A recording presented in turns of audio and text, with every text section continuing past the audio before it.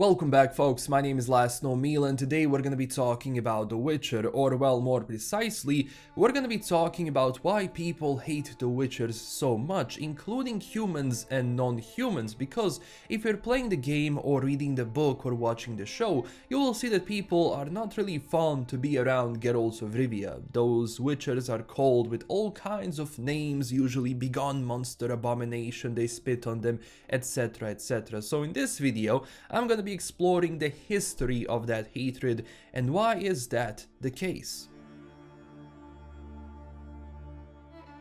So first things first, we can go back to the conjunction of spheres and the first landing to kinda understand everything which has been happening. So 1500 years ago, you had the first humans arrive on the continent, which was called the first landing. Just before that, you also had the conjunction of spheres, which kinda brought all kinds of monsters and atrocities, and it kinda changed everything up in the universe. That's what that conjunction means. It's basically like a mashup of everything which happens in the universe, and you will have certain monsters and abominations come into the world where they are not from. And even like when it comes to humans in this universe, they don't know where exactly they came from because they're exiles in a sense. So they're not sure if this is somehow connected to the conjunction of spheres, if that was the case or not. But nevertheless, during the first landing, people who came then uncovered the force or chaos or that magical energy they can use to actually raise their kingdoms and fight everything else to basically reclaim the land from the elves and etc, etc. Now the problem was, as I said, with the conjunction of spheres and all of this chaos or the force of magic, you also had a bunch of atrocities, a bunch of monsters appear. And they attacked villagers, they attacked cities. Keep in mind, at that time, people didn't really have huge cities which were like, for example, covered with walls like Novigrad is. So before, things were a little bit different when it came to humans and their survival. Now obviously, once you got the sorceresses and the lodge and everything, you kinda also had to think about, alright, how do we fight these monsters? And people didn't really know how to fight them. You can send a platoon of soldiers to attack a certain monster, they will most likely all be killed. So then a few sorceresses decided to do one thing and create the Witchers, to create people, or well, super people who are gonna be fighting those monsters. Those people are gonna have special abilities, they're gonna have inhuman strength, speed, agility, and they will be, living for a longer periods of time. And their only goal is to study those monsters, to catalog them, and to fight them. Now obviously, for a price. And that was the idea of the Witchers. Now, to become a Witcher, you have to go through Trial of Grasses, and that means that only 2 out of 5 or 6 kids who go actually to become the Witchers, only 2 mostly survive because their body just couldn't withstand all of the potions and conjunctions and everything they put during that training, so they can change their physiognomy and change how they look and change their speed and agility and all of that to make them stronger.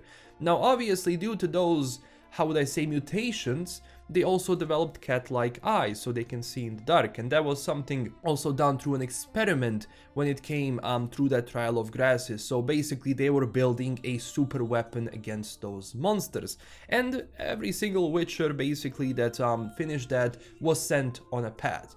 Now let's say you're a human and you're just chilling around in your village, and there comes a guy with cat-like eyes who's super strong, who's pale, who doesn't really look like a normal human being. And obviously people are gonna be scared because they're unknown. They're afraid of the unknown, but at the same time they knew they were the only ones capable of actually killing those monsters. They were the only ones capable of saving them for a price, obviously. Now Witchers don't really show emotions all that much, so one of the first problems that arose then is that people try to swindle the Witchers, and you don't do that. Like, if you cannot pay a Witcher, you will either lose your arm, or you can have the law of surprise, which is basically a very old saying and a very old tradition where basically you have to give something that greets you at your door. So basically, if that's a kid, you'll have to give it to the witchers. If that's a nice piece of equipment which kind of greets you at your front door, you have to give that, etc, etc. Or there was another saying, like the first thing that you meet when you come home that you didn't expect, which was usually a child. So in like the villager circles, it was known that, you know, witchers abduct the children, they do all kinds of experiments on them, etc, etc. So there you kind of started to have this hatred towards the witchers, you know, but they still needed them. They knew those beings are unnatural, but you kind of sometimes need to be unnatural to fight the unnatural. So things were going well. You had other witcher schools, and keep in mind, some of the other witchers were not really that, how would I say, good as the other. And you would have witchers actually taking on human contracts to assassinate people, to kill people. And that wasn't really the case when it came to the witchers. They were attacking monsters. But sometimes even humans can be worse than monsters. And sometimes monsters can be better than humans in that case. So sometimes witchers took out like contracts to attack humans, to assassinate them, to do all kinds of stuff. Now, obviously Geralt wasn't one of those people, like initially, like he gets pushed into those conflicts and all of that, but Geralt never really took a contract to assassinate a human being just randomly. But you had other witchers who were doing that. Now, as humans gotten stronger, obviously the need for the witchers got down. So the amount of witchers that were there, like for example during the Vesemir days, was a lot bigger and higher than it was during Geralt of Rivia days. That's kind of the end days of the witchers, you know, people don't really need them all that much, but still in case they do. So humans got stronger, they built their cities, they built their walls. So now was the time, alright, let's talk about the problem at hand. The witchers. We have these unnatural beings walking around. We obviously want to stop anything unnatural from ever, you know, being there. So we have to do something. So what ultimately has happened is that you had a sacking of Kaer Morhen, or the burning of Kaer Morhen. Now, obviously, spoilers from the Witcher anime. You were warned before I go into it.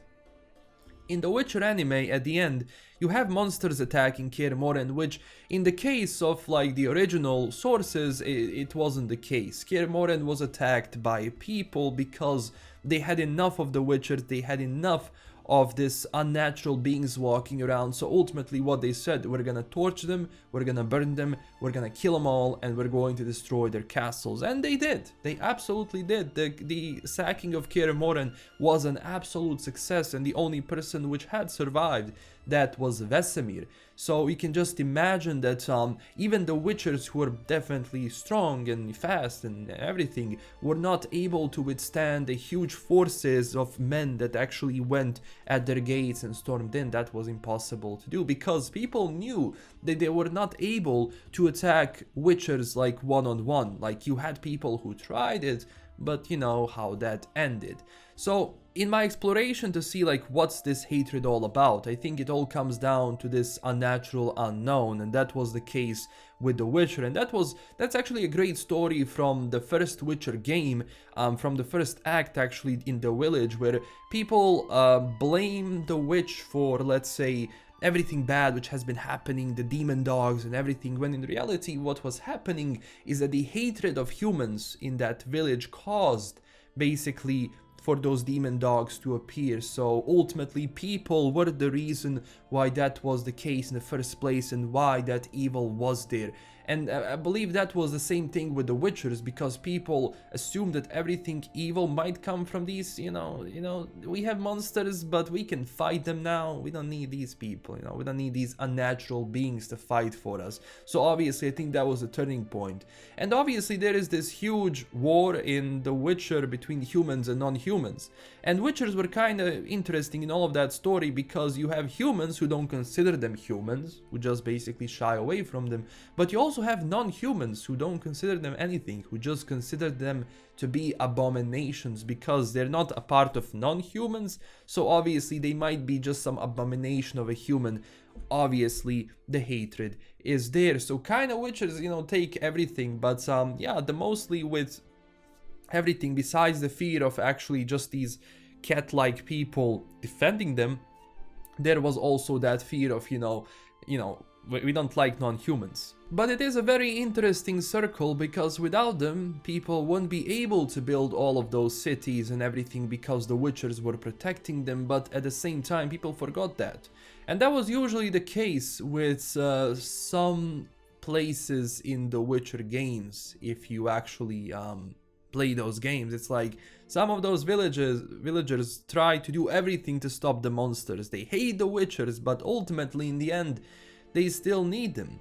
But now, the world is kind of coming to an end when it comes to them, and Geralt was one of the last great Witchers in that sense. So obviously the future for the Witchers is quite dark. They will still have services, of course, but not to the point where they had before. But ultimately all of that evil kind of came from people when it came through all of that hatred, and that hatred caused a lot of problems that cost a lot of people their lives. So yeah, that's all of that hatred. First, they were unnatural. Second, the law surprise, because if Witcher helped you, like if you were in a situation where you were dying and a Witcher helped you, you had to pay him back. Like that was a must. Even though he saved you and you were not asking for help, you had to actually give something back. So there was obviously that fear, and there was fear towards the unnatural, or well, towards non-humans. So hopefully I explained this hatred a little bit.